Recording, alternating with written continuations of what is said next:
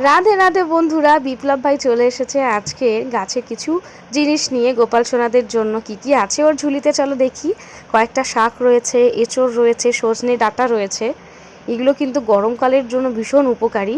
আর আজকের গোপাল সোনাদের জন্য আমার তরফ থেকে রয়েছে কিছু ট্রিট।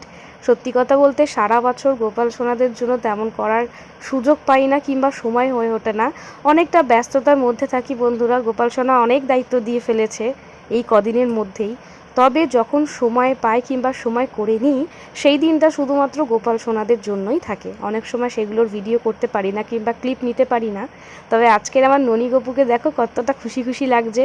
যখনই দেখি যে ওরা আজকের একটু বেশি চকচক করছে কিংবা ওদের মুখের হাসিটা অন্যরকম, তখন আমি বুঝতে পারি যে আজকে সত্যিই ওরা খুব খুশি বোধহয়। আজকের গাছ থেকে দেখো কত রকমের ফুল পেয়েছি। লাল জবা রয়েছে, চন্দন জবা রয়েছে, সাদা ফুল রয়েছে, তার মধ্যে রয়েছে গন্ধরাজ, নয়নতারা, গোলাপি ফুলও রয়েছে, আর একটা ফুল রয়েছে সাদা, তবে তার নামটা আমি জানি না।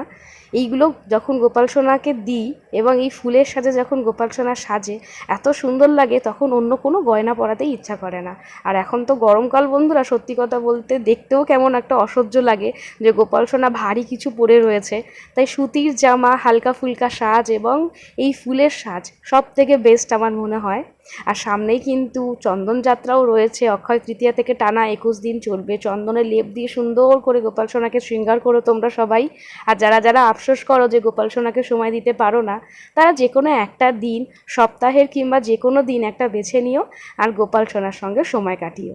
দেখবে গোপাল সোনাও খুব খুশি হবে। আর তোমরাও কিন্তু মনে আফসোস কিংবা দুঃখ রেখো না, যেমনটা আমি করার চেষ্টা করি। সর্বোপরি আমাদের গোপাল সোনা দয়ালু এবং অন্তর্যামী, তিনি সবটাই বুঝতে পারেন। রাধে রাধে।